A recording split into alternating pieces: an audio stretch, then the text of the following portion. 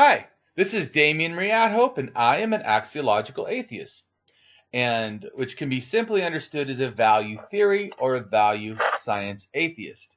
Or I'm an axiologist, and I approach atheism through that mindset. And as an axiologist, I personally am a value theorist. And I'm here with a guest, and we're going to talk about the human mind. Could you go ahead and tell us a little bit about you? Hello, Damien and everyone.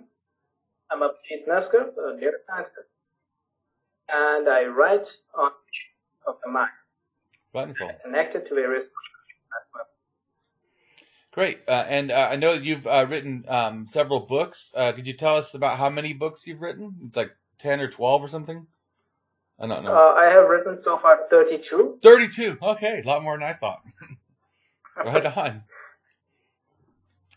Yes, and I'm working on my 33rd book, and I haven't decided on the title yet. Wonderful. So could you go ahead and highlight some of the topics you want to address on the human mind? The human mind, when we are talking about the mind, there are a lot of confusions and a lot of conflict in the mind that give rise to the conflicts in the world. And there are terms that mindfulness and meditation and various others that are self-awareness, self-realization, nirvana and all that. But when we are using those terms, various people have their own version of the term. So what we could do with neuroscience, empirically, rationally, that is based on actual scientific data. Is there a way? And that's exactly what I wanted to do with neuroscience with all my books, to present neuroscience as a kind of bridge to their own mind, to understand their mind. So in a way, although neuroscience, when you're talking about neuroscience, technically it started out as a study of the nervous system. But it's like asking Hulk to open a tin can. So neuroscience is much more than that. Neuroscience today can be the actual science of self-awareness, not in a mystical and mumbo-jumbo and nonsensical manner, but an actual empirical manner. Right. Yeah, those things really interest me because I do want to know actual truth as much as we can know it, and I do want to have that enriched with the justification from facts. Yes, that's where because when people are talking about facts, then let's see, they see a kind of a scientific paper on a new idea, and suddenly there is a news. This thing has been invented, or this phenomena has been found to be true. Right. Science doesn't work with one paper. Right. Science is not about one paper. Science is about replication, countless times. After that, if that phenomena is found to be true, then it is accepted as scientific fact, like we today see evolution as scientific fact, even though there are many people who are against evolution and they see it as a kind of myth. That's where there is a difference between knowledge and belief. Belief is all about personal domain. It's all about my thing that keeps me secure in my own little cocoon. Knowledge is something universal that works in every corner of the world. Yeah, I agree. And I still think, though, that like philosophy would say that knowledge is an epistemic property of a belief. In other words, you have a belief when that belief, in a sense, has been shown to be true or have qualities that give it meaning, then we have that as a knowledge. It all begins. Knowledge begins with belief. If we are talking about scientific knowledge, it all begins with a belief. A scientist has a hunch as in belief, hypothesis, based on, so it's all about the brain's access to data. When a scientist has more access to data, the brain, even at a subconscious level, works on a certain phenomena and comes up with various explanations, which that scientist may not be consciously aware of. Right. Certainly, it kind of feels like it is true. But since he or she is a scientist, he has to make efforts to run experiments to actually see whether it is actually true or not. That's where some science comes in, to see whether a kind of belief is actually true or not. In this manner, when that belief is being found to be true by the experiments of many scientists, after that we can see it as a fact. So that's why we see today, to us neuroscientists, because we do all the study on the human brain, it is a fact that the thing we call soul, that it comes in and goes out, doesn't exist. The most real thing that we can have is the mind. Right. And the mind is the creation of electrochemical activity within the neurons. So all those neurons talk to each other, and it creates a kind of illusion, and that illusion makes us feel like we have a mind, that we call mind. But the soul, the ancient version of that, the ancient tribal people, they wanted to explain that as well. So they created their own version that an energy force comes into the body, and when you die, it goes out of the body.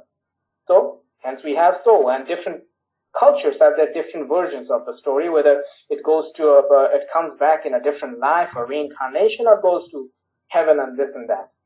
But today we are aware, when we study the brain, we see that the mind is basically the expression of the brain. That's why if a certain part of the brain is not functioning well, certain features of the brain, of the mind, are going to malfunction. True. I agree. And that's why I think that people who think that somehow the mind isn't an emergent property of the brain don't understand the properties of the brain. Because, yes, that is exactly what's happening. But people like to give magical agency to things.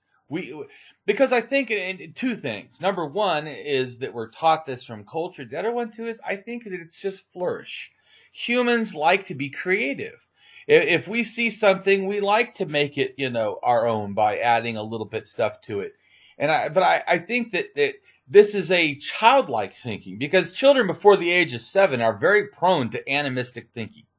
They in other words, when they don't have an answer, their mind, like you were talking about to me before, your mind just wants to invent that something because it helps us understand. So if I see something move and I don't know how, as a child, before 7, the tendency is, well, that maybe something magically is alive or moving that. So when a leaf moves, maybe there's something alive in that leaf, maybe a spirit, a soul, or whatever, or an external God, or something. But it's really as we develop, and I think it's because when we, like you were talking about before, when we don't have information, we try to fill in the holes. So then later, when we can fill in the holes with actual information and get those, pseudo-reality out of there, then, as you said, like a scientist is able to see more of the truth. Yes, that's exactly, because our mind has two versions, as I said earlier, that we have an old version, an ancient version, a primitive version, an animal. That animal doesn't care about rational argument. No. That animal doesn't want to know. That animal doesn't want to think. It just wants to stay secure, comfortable.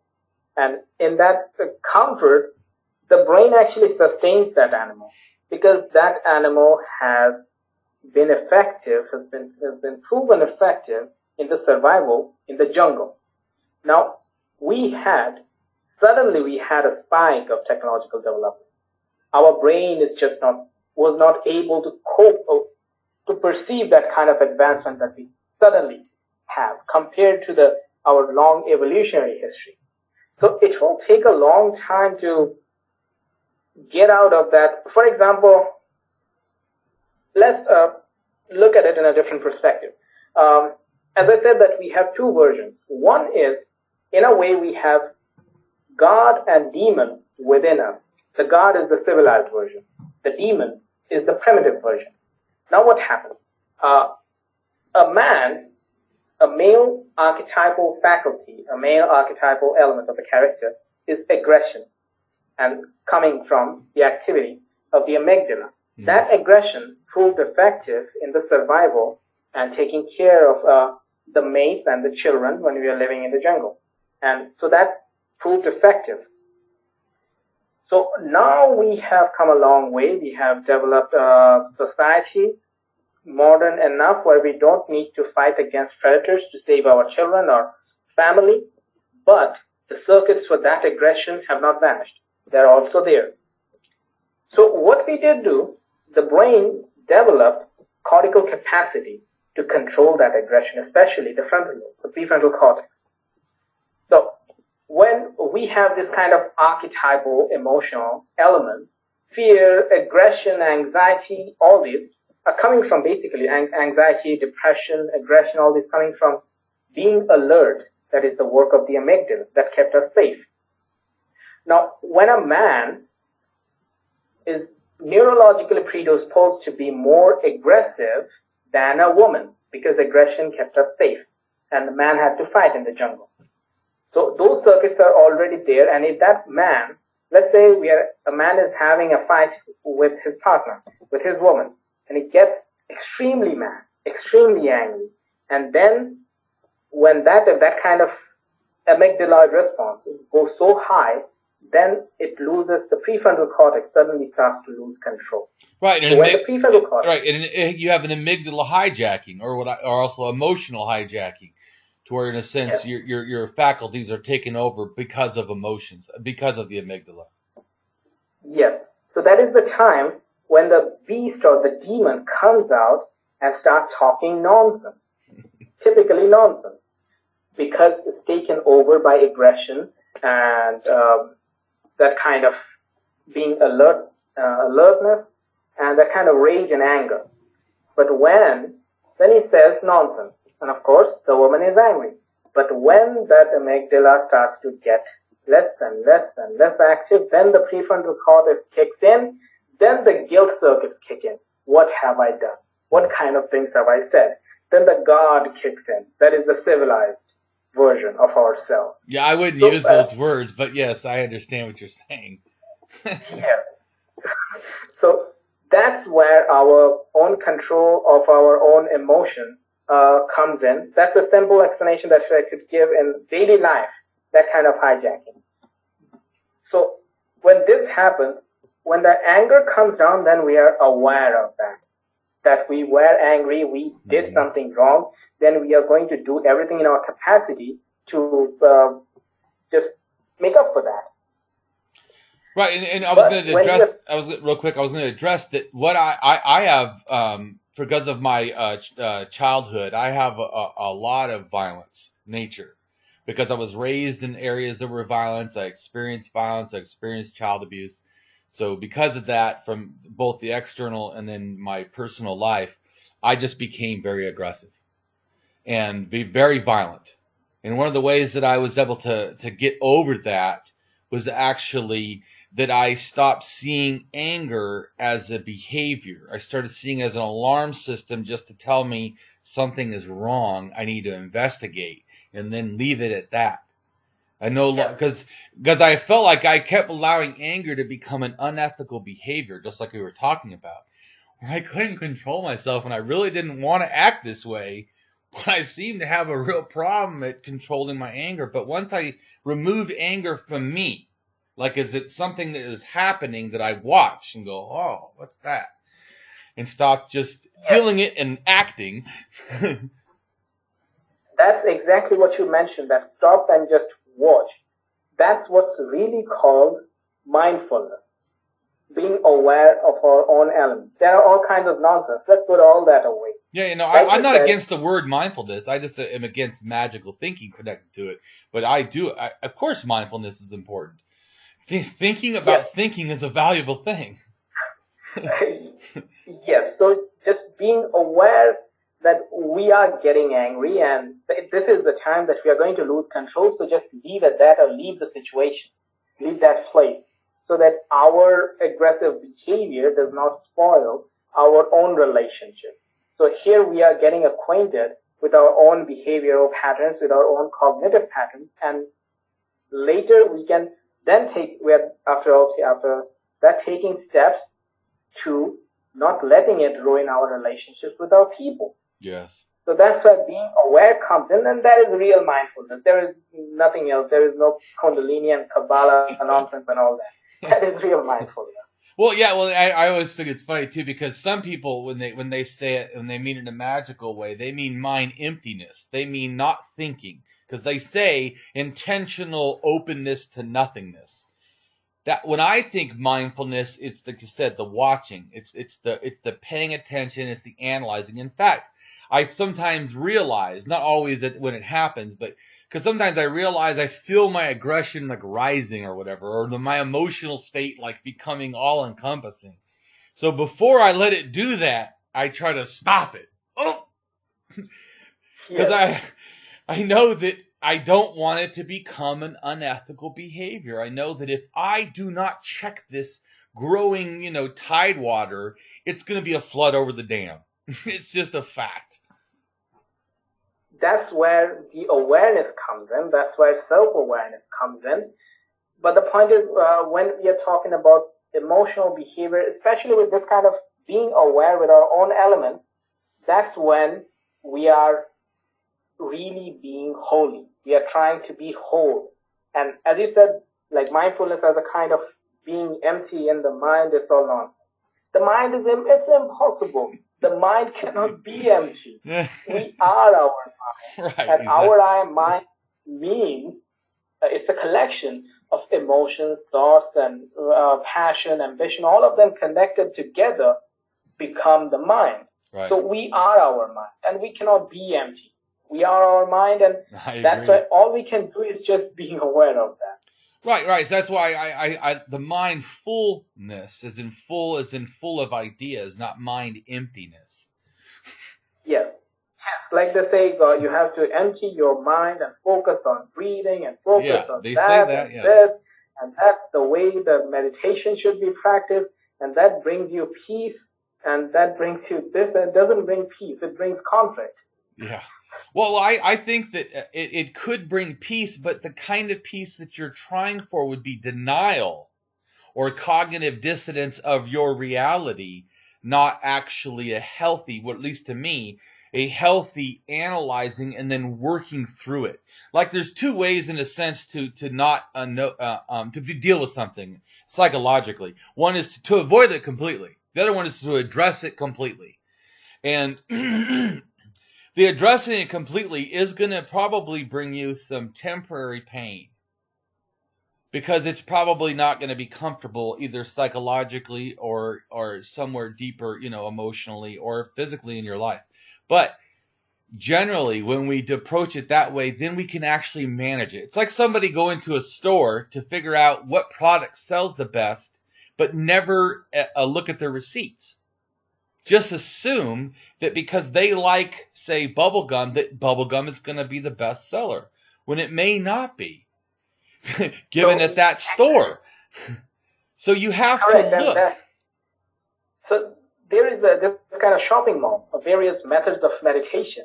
There is a bubblegum for Vipassana, there is a bubblegum for Raj Yoga and Pranayama, and everybody is saying that our bubblegum is the best selling product. Exactly. And it's going to bring you. Exactly. But it doesn't work like that. You have to check it out yourself. What works for you? I agree. That's also a factor. Yes. Everybody says my method is the best. And that's where each method is fighting with another method. Vipassana is fighting with Raj Yoga, Pranayama, and Kabbalah is fighting with Kundalini Yoga, and there is Hatha Yoga and all that. Tons of methods. Everybody's saying mine is the best. And in the process, the common human mind is lost. Just constantly seeking for peace. Peace is not coming. Because peace will rise when we are aware of our own internal realm. But here is another problem. When we say we are aware of our own internal realm, okay, let's go to a guru. Let's go to a mystic. Let's find some answers. You're not going to find answers from those gurus. Well, I would say that I don't always think that religion has no answers. It's just they don't generally have the best answers. Because sometimes they'll give you an answer. In other words, like people say, well, it works for my life. Well, drugs work for some people. That doesn't mean I want my children to become drug addicts. Correct. So that's why when people are already here, the approach is important. Whether we are going there to find out answers or just to check it out. We can see every single and try out everything else. And then we can judge for ourselves and make a cocktail out of it and put in some of our own elements and make our own philosophy out of it. That's more effective for us than just accepting one, then fighting with all others. This way, one ideology is fighting with another ideology. So when we are already going with the approach, with the expectation of an answer from a guru, the mind has already created an image of authority of that guru in our head. Then we start to see that figure, whether he's a guru or a priest or a messiah or a prophet, as our authority, the authority of our life. Right. Then that authority starts to control our life, and it leads to more cognitive dissonance. Yeah. Well, and I think the other thing is that how we accept things is sometimes it's all or nothing. In other words, like I was saying about religion, I'm not saying that there's not any answer of any kind in any religion. I am saying that when the moment that these people step away from the reality explanations and make up pseudo ones about magic and whatever, that is when the answer is not an answer. It is simply just a mystical belief. Because what I mean saying is that if, say, a guru said to you that you need to love your children, that will bring you peace, that may be true. But that is not magical or special. You could say it, I could say it, a child could say it. It would still, in a sense, be true because what they're referencing is not some magical explanation, but the operation of human minds, as you were talking about. Yeah. And we're emotional beings. We like connection. In fact, we need connection. It's not we want connection. As you see, when we put people in solitary confinement, they start to become mentally deranged or emotionally unstable. Because we need connection. It's not a thing. We feel like it's an add-on to life, like food and water and shelter. That's all that matters. But that is absolutely false. We're emotional beings, and we absolutely need people. We flourish more people. That's why I think tribalism is so easy to connect to, because we have that desire to be connected. And tribalism, in a sense, gives us that limited safety that we think we want.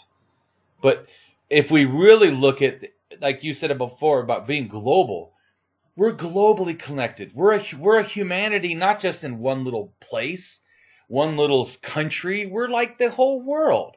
We're the ones that have falsely put labels on pieces of land, on types of people, and said these are not the same humans. Wrong. Yes. Oh, because we have our own books, we have our own scriptures. That's where, like you said, we are not saying that they don't have any answer. The point is, every single human endeavor has some good elements in it. But we have to see it as such. Just a human endeavor. Just a philosophy. That's right. Just a philosophical literature. Yes, definitely.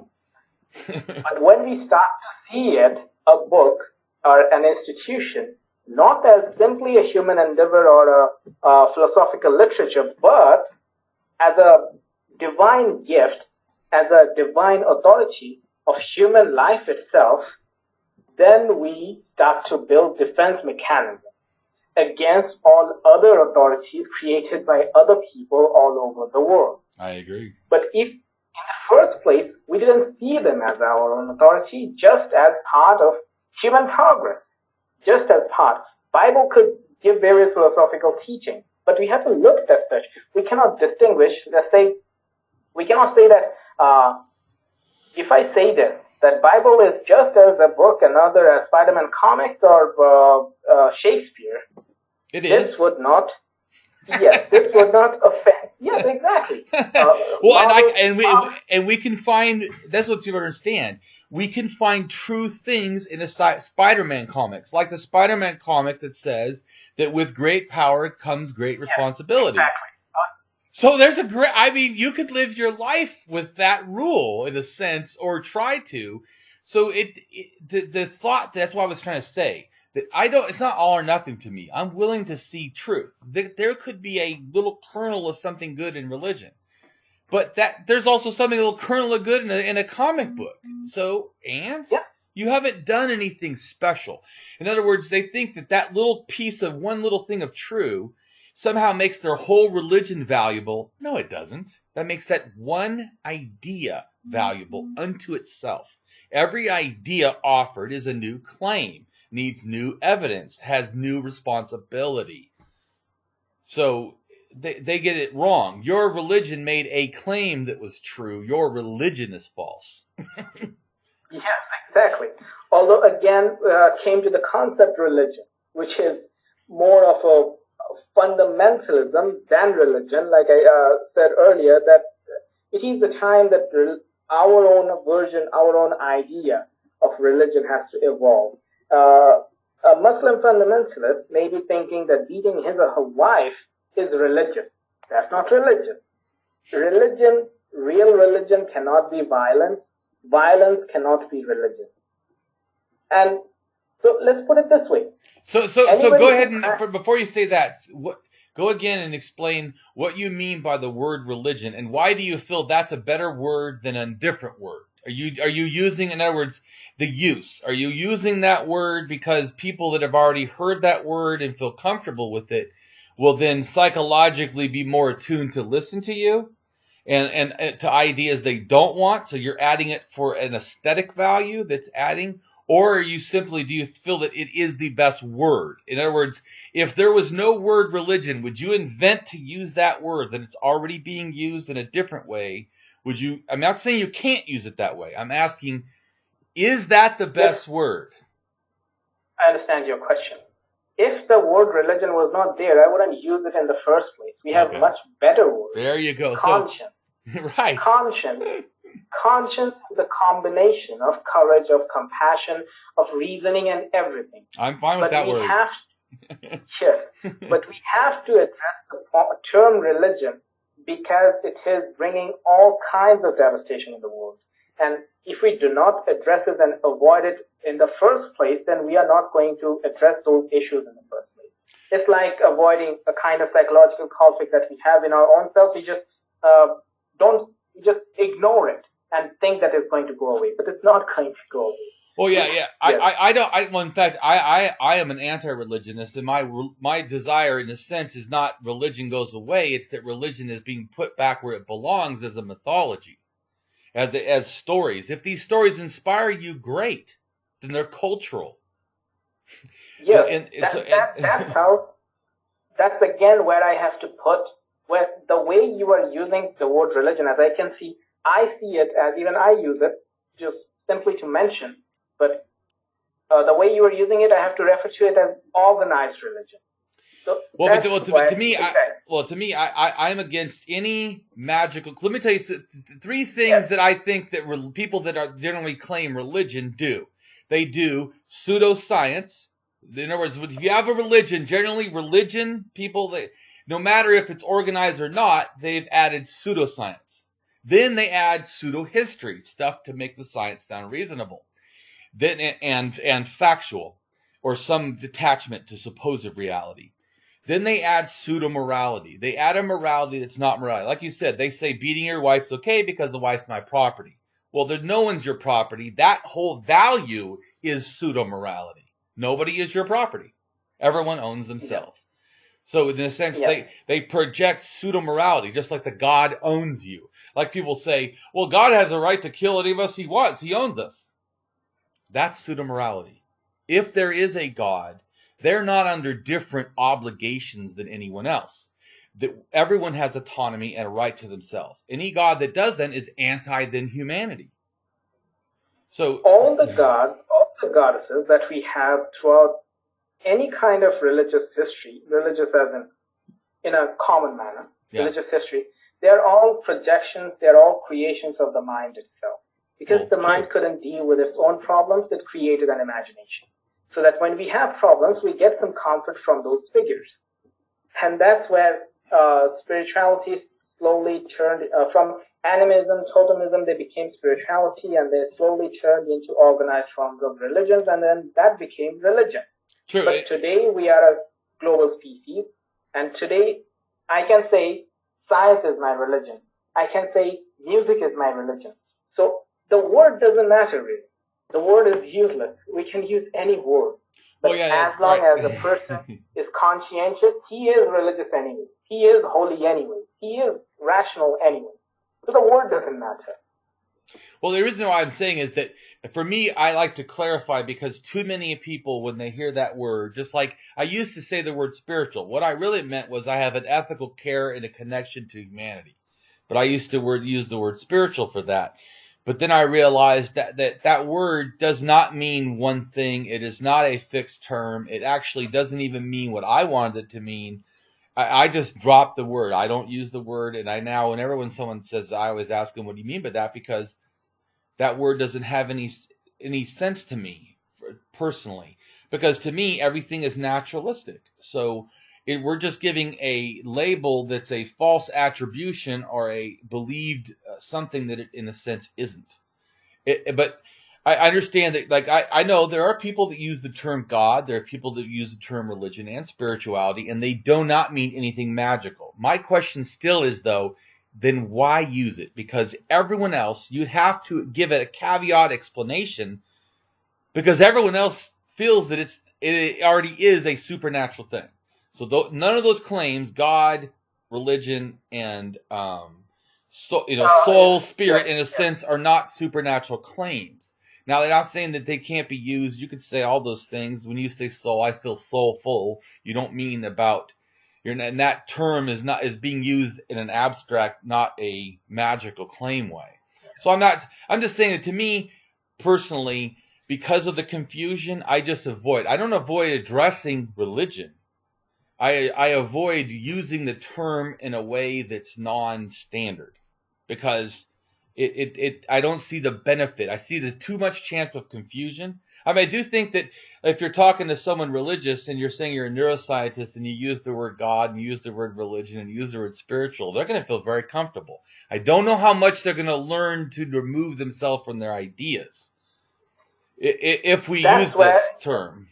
That's where again comes, because I'm looking at a big picture.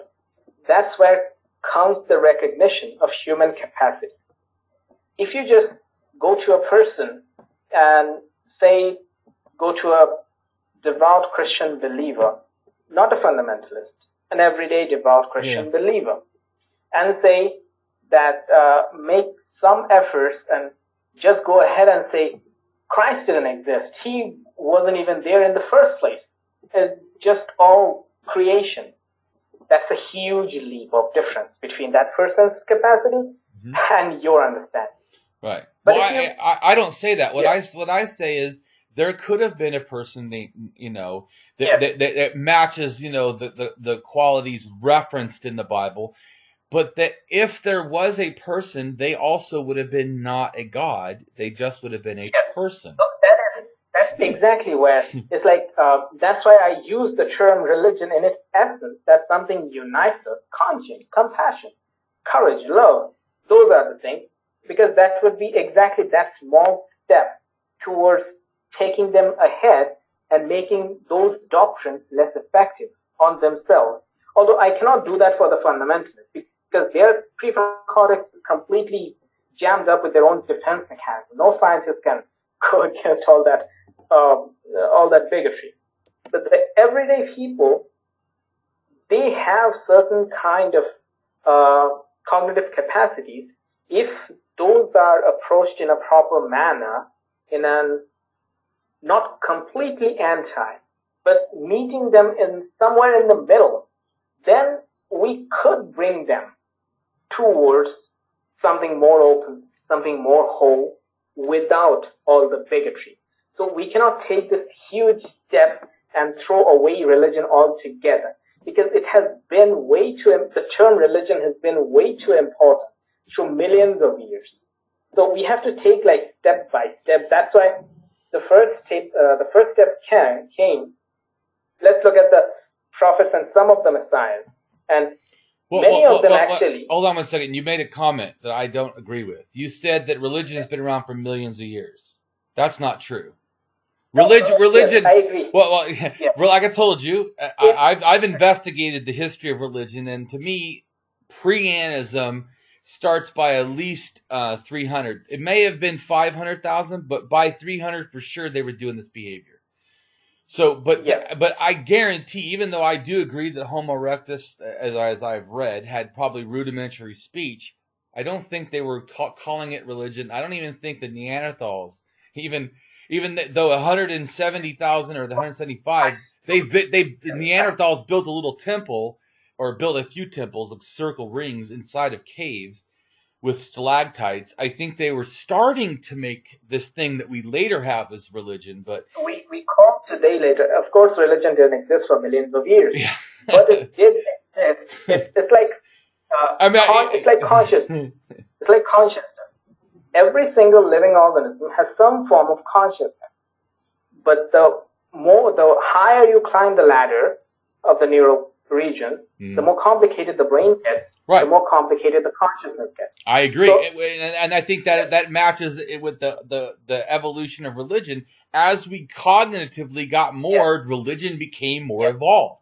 Even after 50,000, right? There's another jump in human. Everything from almost 50,000 down to 10,000 is very close to human. 10,000 a little more advanced, near current now, but even 50,000, they were operating very close to what we are now. And that's where you see the humongous explosion at 40,000, 45,000. It's just art everywhere. That's when we started to see religion as religion. Yes. We started to term it as religion. I agree. But now we are a global species, and a handful of individuals have the capacity to reason, to question the why in a certain phenomena, because the common human urge is that when the mind is incapable of understanding a certain phenomena, it just naturally gives the credit for it to a supernatural domain. Yeah. That's the common human urge. I agree. But again, there are only a handful of individuals who have the capacity to question the why, the real why behind it. And the efforts of these individuals, along with other people who could call themselves religious, doesn't matter if they are not creating walls, differences. These efforts are going to determine the progress of an entire species. And when we are concerned with the progress of a whole species, not just our own tribe, we also have to be aware of all the weaknesses of the common mass. Yeah. So it's like being in a kind of authority position without the privileges. We know that our actions are going to determine the next step of evolution. Now is the time. Until now, we have all the species, including us in the jungle. We have been evolving without being aware of the process of evolution. Oh, yeah, now definitely. is the time, amazingly, for the first time in the history of life, a species has the capacity to drive the process of evolution in the direction that we do want. So we have to be careful which direction we do take in every single step. I agree. It's like I was saying, too, that even though I'm an anti-religionist, I don't actually believe that religion will probably ever be gone. Because to me, even if you remove the God, in a sense, because God beliefs are not required for other supernatural beliefs. So you could have a supernatural belief of karma, you could have a supernatural belief of, all kinds of things, ghosts or something, and it not require a God. So the God even belief being gone still doesn't change anything, because it's a belief problem, not just a God belief problem. To me, it's actually a problem. Yes, it's actually a problem of authoritarianism. It's actually a problem of defending our beliefs. Right. If a rational thinker is so strongly believing in rational arguments, if that person is emotionally hijacked by his or her limbic brain, especially the amygdala, right, then that person, driven by the urge to defend rational arguments, is going to commit horrible deeds. Right. Here, in the common sense, religion is not forcing him, but his or her own urge to defend his or her own rational ideas, can be called belief, doesn't matter, but his urge to defend them is going to make him or her commit horrible deeds. So here, it's really about fundamentalism, how fundamentally we hold true to defend our ideas, that we are even ready to kill other people, so that our ideas have to win. Yeah, I don't want to kill anybody over beliefs. In fact, I want to inspire reason in people. But yeah, what I wanted to say is that I don't expect religion to be gone. In other words, I would like it to be gone, or at least gone to the point that it's just seen as myths or stories, not as facts. So, but I don't agree that will probably even happen. So that will not happen. Right, will not happen in any near future. Right. So my goal is actually to inspire humanism, kindness, compassion, understanding, connection, because I know that it's those things that we can all agree on, no matter what the religion. You could, like you were talking about, just using the word religion to mean kindness. Well, I already think that there is a word, humanism, that encompasses that. And you could be religious and be a humanist, because in fact, Christian theology is what started the idea of humanism. It broke off. It's Christian thinkers, philosophers in a sense, that made humanism. So, but humanism isn't limited to that. It's just because you could still, someone could be a humanist and be a Hindu. Someone could be a humanist and be a Satanist. A humanist. Yes, the origin doesn't matter. It's like saying, for example, let's put it Christian. Christian means someone follows Christ. Is it about following Christ as a personal God, or is it about practicing love and kindness? Right. If practicing love and kindness is Christian, then a Hindu could be Christian.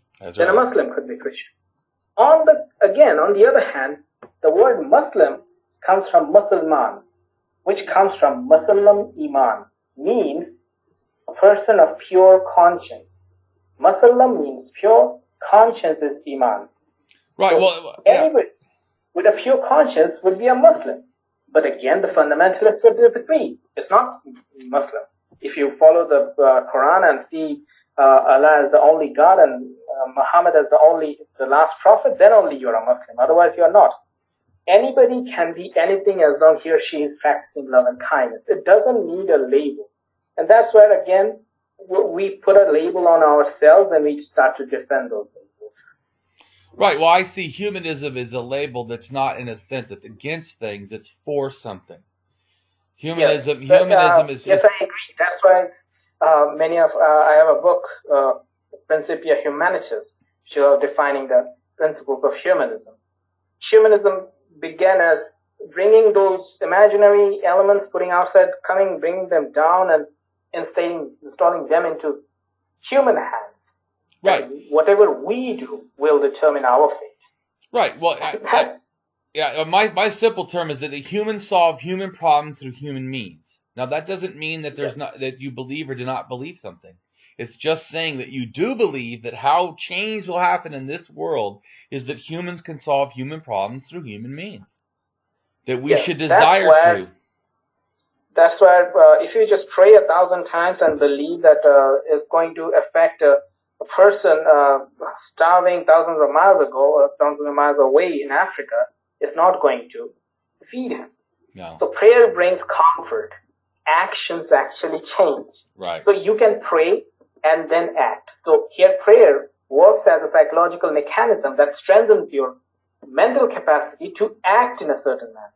So prayer can be used as a tool to strengthen your capacity. But prayer alone does nothing. So we have to act. Without action, no matter how much imaginations we have, it's not going to work. Yeah, and we can make imagination worlds, as you were saying, like through prayer or even through just imagination, that makes us see ourselves, like you talk about Avatar, see ourselves as a possibility of better than we could be. Because sometimes, like, our human nature is very fallible, and sometimes we can either focus on the negative of it being that way, or we can realize that's also an opportunity saying that we can actually realize that and then work on being better. It's an opportunity to change. Exactly. For example, many of the materialists say human nature is all animal, all negative, all bad. And now, on the other hand, all the spiritualists say, oh, you're not animal. It's all myth. You are a divine being within. Yeah. There is definitive. But the point is, we are neither only bad nor only good. We are a nuclear furnace of all of it together, goodness and bad. We have to choose which one we are going to reinforce and which one we are going to use as the expression of our behavior so that it brings real change in our society. Or we can just believe in our doctrines and ideologies and start to create more and more dualities and conflicts within ourselves, and that brings no change at all. Right, and through the history of the world, having more religion hasn't helped people have more peace. Yes. But having more humanism has. The more caring people have. That's why even I don't agree with the term feminism, because again, why? I have a book on feminism, which is the Bengal Tigress, and a treatise on gender equality. So here I'm focusing on being. Again, the words are troublesome. That's why if you don't want to be called a humanist, doesn't matter. Just be human. That's all you need to be. You don't even have to know the philosophy of humanism. You don't have to know where it comes from. Well, that's the simplest thing. Right, and I would address, you said you don't, I use the word feminist and I support it, and feminist has been around for a long time. It is not a current invention. In fact, anarchists are some of the first feminists. I'm also an anarchist. Yes. Anarchists were the first feminists, in a sense. I mean, there's feminists in a sense through history that were probably philosophers that were female that started out, or even maybe some male. But I mean, where it really met the road as far as the drive for that word to become a change. But I agree. But to me, hold on a second. Let me finish. Yeah. So the point is, feminism to me is not an ideology. Like humanism in a sense is an ideology. It's a desire to go do something. Feminism to me is a statement that I see the error in this masculinity-only society. And the only way it can be checked is when I constantly aware. Same with racism. A lot of people only see their own ethnocentric lens. So we have to address it. The thing is that we don't have a word for addressing it other than saying don't be a racist. So in a sense, there should be a word like feminism to address specifically, which there isn't. But I think that in a sense, a lot of people are okay with, no matter the gender, with racism. And that is why, in a sense, I think there isn't a overarching term for the philosophy against it, at least that I know of. Maybe there is something, I don't know all words, but I'm just saying I haven't personally heard. I heard people say I'm against racism, but there's not a term. There is a term about homophobia, but there's, in a sense, that is just addressing the dislike of homosexuality, in a sense, psychologically. That's not a word like feminism to address it. So that even people will say I'm for LGBT rights, but even in that, you're not saying that I'm saying there's not a term. So I think that because I see feminist as anti-sexism. That's what in a sense, as a word that means that. So I think that we really should have more words that explain so we can clarify what we're addressing. But often, like I said, we just because we don't have a word for racism doesn't mean that the word we have for feminism is inherently bad. Now, I do think that there's two major camps of feminism. I don't agree with both. One is anti-choice feminism, and the other one's choice feminism. To me, if you don't have a choice, then it's nothing I want to support. So, could you explain on both those two? So anti-choice feminism believes that women are obligated to do or not do things because it benefits or not benefit the group of women as a whole.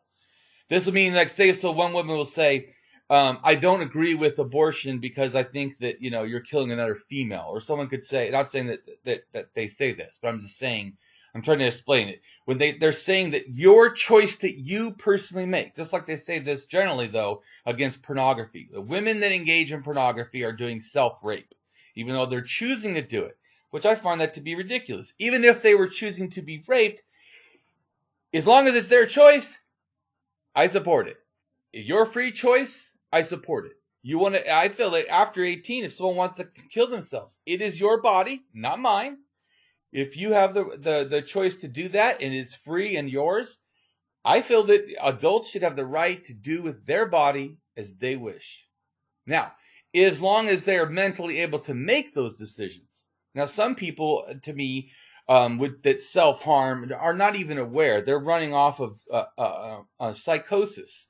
Now, but I even believe that people have psychosis. It's not like human rights should be removed from them. We should give as many human rights as possible, always, to me. And so to me, that's the difference addressing. So the one feminism, I feel like, doesn't care as much about the human rights of women as long as they feel like the whole is being done. I don't agree with that. Because I don't care if, in a sense, everyone is not, we're not a group. In other words, we call each other a group, like say like all women, but all women aren't connected to all women. All men are not connected to all men. That's fucking ridiculous. I mean, we are in a sense gender-wise, but that doesn't mean that we all think the same, all operate the same. I mean, there is standards that are similar, definitely. There's not like an unlimited thing that generally humans are, whether they're gender. But there's a difference. So like I said, choice feminism is every other feminism. To me, is generally saying that women own themselves, have the rights themselves. And the other one is saying that women are obligated to not do things because of their call for all women. But just think about that. If we were to say, I disagree with that totally. So anything that's like that kind of feminism, I'm not for that. That's like saying that a person who's white is the obligator for all whites. A person who is, say from India, as obligated for all people that are from India. That immediately, rationally, that is an error. Yes, I understand. I think there is a word. The word is humanism. Yeah. The word is humanist, which is based on equality. And when we are talking about humanism, we are talking about the well-being of the humans. So if we are given the choice, why I don't agree with the term, I agree with gender equality, I just don't like the term, I will explain why. Mm-hmm. When we are talking about humanism, so if I am given the choice to save a human baby compared to a puppy, to which one to choose? A humanist doesn't even have to be a humanist. Anybody is going to choose that human baby because we have been fighting for our life, for the life of our own species for so long. So we can psychologically relate to the pain to that member of our own species. So basically the well-being of that baby, human baby, is superior to us than the well-being of a puppy. So for some people don't hold that, but to me, I see it as value structures. In other words, your own baby is more important than your neighbor's baby. Your neighbor's baby is more important than babies in Africa. Yes, it's like a chain reaction. But that's again why, because even though when we are talking about feminism and any kind of ideology, there is, as you said, the whole world is not black and white. No. The mind is not black and white. And as I said, that the mind is biased. And there is a psychological test which we can take to, a person can say that I am not racist. He can even act, or she can even act that I'm not racist. But, if the person, whether that person is white or black or brown, doesn't matter. There is a test that actually shows that even those people, they're subconsciously biased to be racist. So there are parts of the mind within themselves that are already racist, although they are not consciously aware of it. Yeah. And that's where the problem begins. When we are fostering a thing called feminism, an ism, based on fundamental principle of gender equality, but the term itself is based on the well-being of the female gender, feminism. So there is also, the longer we fight for that, again, the mind is going to get more and more biased towards the well-being of women. I'm not saying all of them. As I said, as you define terms that classified two groups, there are also two groups. We can say that two groups of feminism. Oh yeah, well, I'm just saying I know this. I know there's two major groups, and there's all kinds of variations. I'm an anarcho-feminist. That's not exactly the same as a modern feminist, but it could be close. It just depends on what issues. My basic thing is that everyone owns themselves. Everybody, male, female, child, everyone owns themselves. And so actually, child doesn't own himself or herself because the brain doesn't develop all the capacities until. Well, they don't have full. Well, no, but they still have ownership. They don't have full ownership. In other words, like you. Right, so, well, because I believe that it starts at nothing or close to nothing, and then it basically, as the child develops, the mind develops cognitively, the responsibility and rights to that individual increase. Because you're not saying the child doesn't own himself, you're saying the child cannot be caring for themselves until they have developed. Well, but a parent still, in a sense, is not caring what they're eating. They still often, a parent will moderate the food depending on the baby's preference. They'll put him to sleep or wake him up. Generally, I mean, to some is about what the child needs are. So it's still you're not appealing to the parent's desires. You're appealing to the child's own wants or needs. In the sense, so every child could be a little bit different, and that I'm just saying that difference that you're acknowledging is their ownership of themselves. Here again, we also have to, as for feminism, we have to acknowledge our own biases. Everything I state about gender equality, everybody else would see me as a feminist. I simply just don't like the term. As I said, I have issues with words. I don't like labels, no matter what. But you do like religion label, which I said doesn't have that much meaning or has too much property of a misinterpretation of something magical. And you use the word God, which also is a word that has magical meaning. So all I was trying to say is about your biases. You do seem to have you're okay with words being used improperly as long as they're ones that you connect to. You don't connect to the feminism, but you haven't given me a justification that's valid, reliable, and provable that it somehow is different. Yes. When we are identifying as of ourselves as feminists, there are again biases within us, biased elements. So there are two groups of feminists as I see. One is just fostering a kind of man-hating.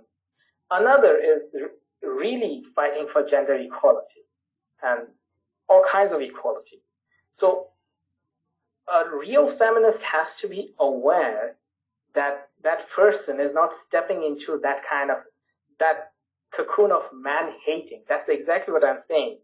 Oh yeah, I'm not for man-hating. That's why I don't like the term feminism, but I'm not against feminists. I support them, the works of them.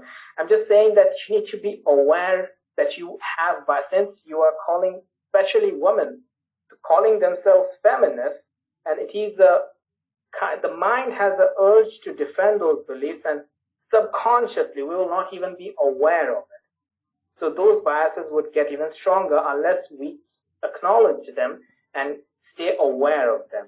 Otherwise, in time, it slowly will turn into man-hate.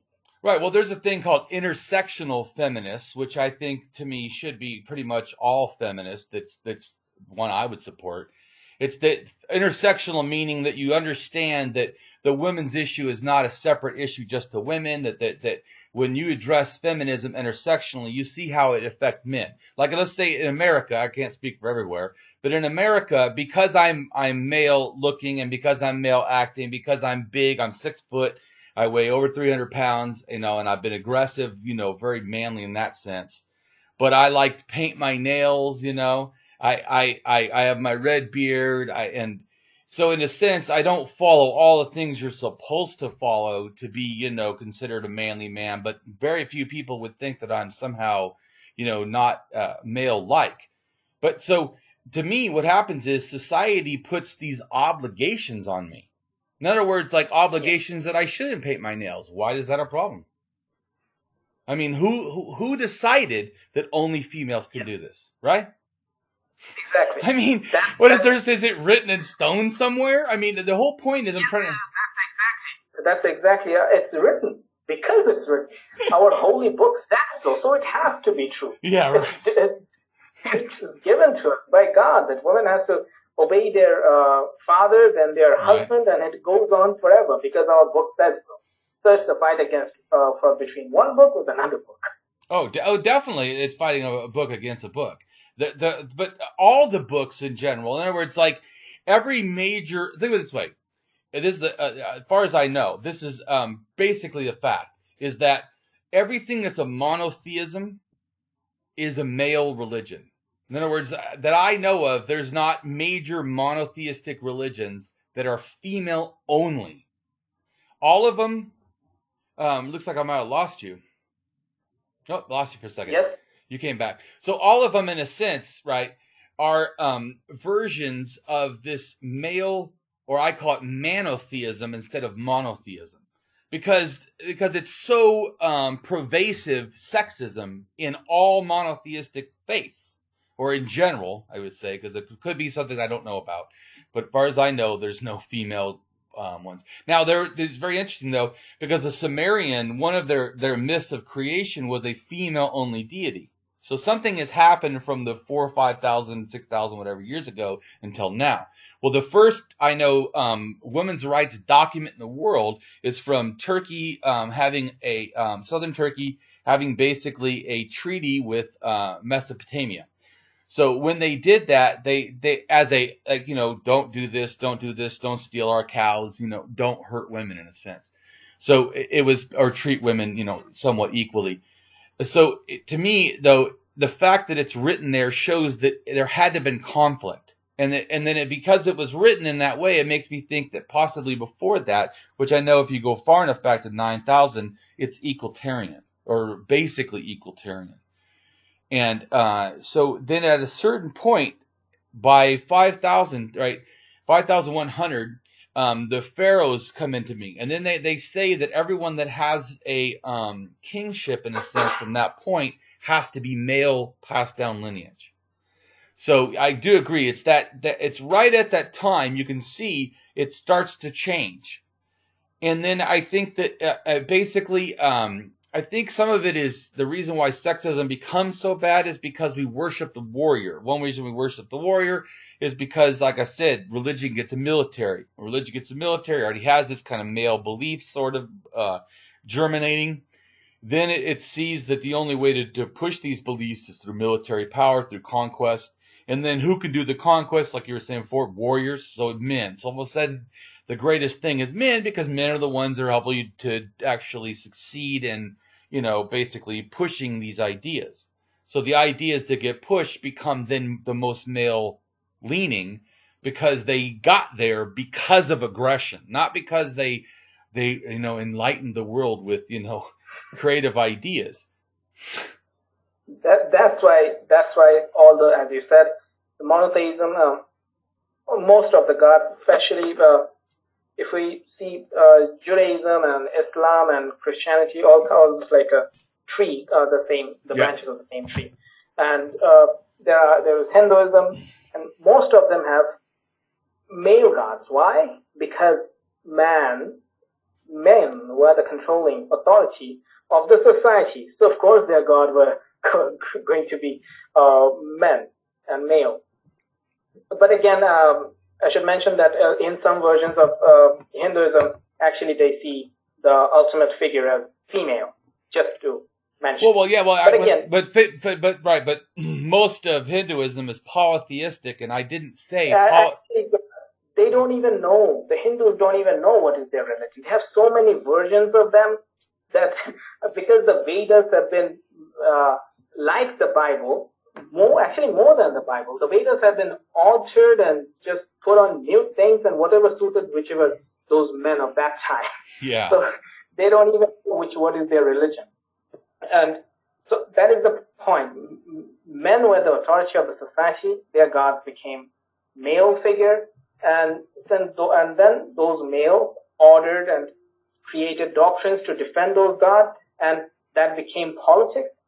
So it's like religion in its own has its own politics and creating laws and writing them down. True. So that was long ago, and still there are people who would say that yes, religion, not religion, our religious scripture, our book, our Bible, our Vedas should be the driving authority of your life, and everybody should follow them. And that is the problem. The books cannot be the authority of anybody's life. You are your own authority. A human being is the authority of himself or herself. Nobody else can be. Books can help. Any book can help. A comic book can help. But those books are not going to control anybody's life. There is good in them. If we want to find good in them, we can find good in anywhere. It depends on our own urge. If a bunch of people just trying to find revenge and they want justification, they are only going to focus on the definition and the paragraphs of holy war and jihad from the Quran and the Bible, and they are going to focus on that and use that as justification. So it all depends on the urge of the reader, not the book itself. Well, yeah. But the book itself, since they've been given to us with dogmatic propaganda, they're not just clean knowledge. Like science sometimes might have some propaganda in it, like of science books. I mean, a science book. That's why science evolved. That's why science has to evolve. Right, but I'm saying that, but it still is going to be more on the facts, where something like a holy book is all dogmatic propaganda with a little sprinkling of facts just to make it seem plausible. Yes, that's why science, of course, because science is that. Just science is not about proving. Actually, most of the scientists, many of the scientists don't work on proving something. They work on disproving. Right, disproving a theory, hypothesis, exactly. Yes, and in that attempt, if they cannot disprove it, then it is a scientific fact. So we are beginning with knowing that it has to be wrong. We have to disprove it. And then after that, if we still cannot disprove it, then it becomes a fact. On religion, we just take doctrines and dogmas passed to from our ancestors, and we just accept it and say, this is our culture.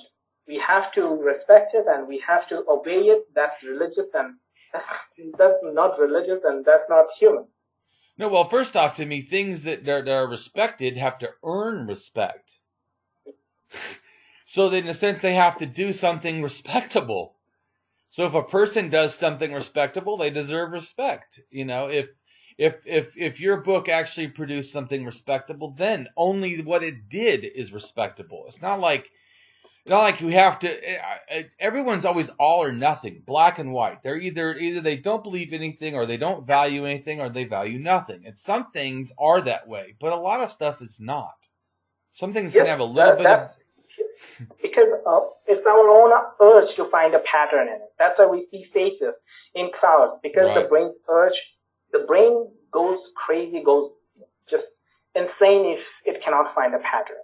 In pattern, it finds comfort and psychological security. It has been like that through years as we kept evolving, and it's still within us, and we try to find it through our organized structures, through our institutions, through our dogmas. So breaking those patterns takes a lot of effort, takes a lot of pain. But those pains actually determine our own problem. Yeah, well, and I agree. That's where I think that like they talk about mindfulness, about not focusing, say, on the pain, you know. And I think that we can do that. The reason why is because some of what pain is our interpretation of it. In other words, like there's some part is what I'm saying, some part is the feeling, the actual data coming in, but then our mind and then interprets how we assess that data. In other words, like someone could go work out and they feel pain, or they can go running and feel a runner's high. So in a sense, they're feeling pain, but they're getting a positive result. because they're seeing that this pain, they're seeing like almost future themselves. This is going to do something, not just the act of doing now. But I also think that that behavior, because when we get too much sensations, it hijacks the mind. I feel that, like when we're running. So in other words, you're doing so much physical activity, it's almost like distracting you from reality. So in a sense, it's almost like doing a drug that's allowing you not to, in a sense, be trapped in reality just by doing physical exercise. We have 5 minutes more. Okay. So that's exactly, I think, most of the society is running on drugs. And the drugs are those tribalistic labels. And it's a kind of high they get when they are within those labels and within those structures. It's like you said that we are not psychotic. Actually, we are psychotic. We are always psychotic because we are not connected to reality. We, as in most of the society, we are not connected to reality. We are not thinking as original human beings. We are thinking a projection of our own past. We are thinking of projection of our own ancestors. So it's like, in our psychosis, we create imaginations, then we create defense mechanisms to defend those imaginations.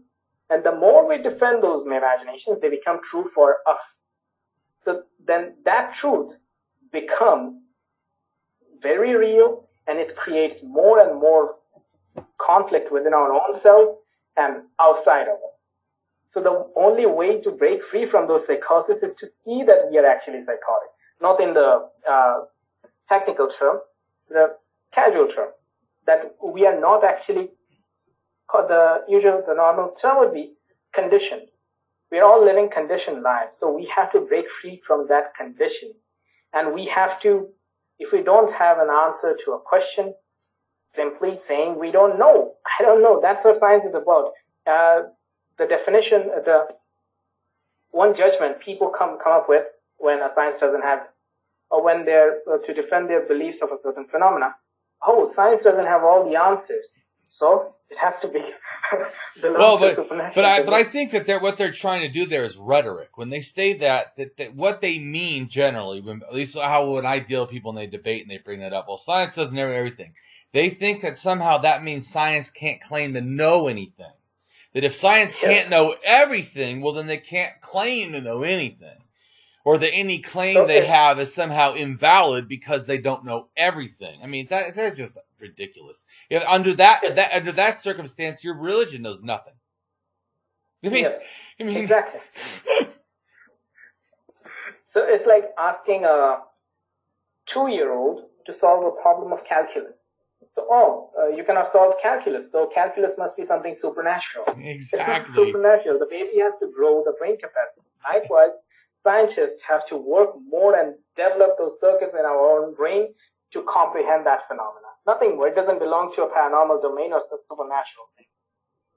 Yeah, I really appreciated our talk. Yes, it was a pleasure. What's that? It was a pleasure. Yeah. So, could you go ahead and wrap it up and go ahead and plug your sites or yourself or whatever, your books, whatever you want to go ahead. Simply, they can Google me and they'll find all the sites that it's mostly, they can find me on Amazon, and I also write my articles on my WordPress site, which is naskarism.wordpress.com. That is naskarism.wordpress.com. And all the things, they can simply Google it with my name, that is Abhijit and Naskar. And that's it. Okay, and I'll go ahead and put links to it and to the video. And I appreciate your time, and I thank you. And it's been nice, conversing with a neuroscientist. Yes, it was great talking to you. All right. Have a good time. Take care.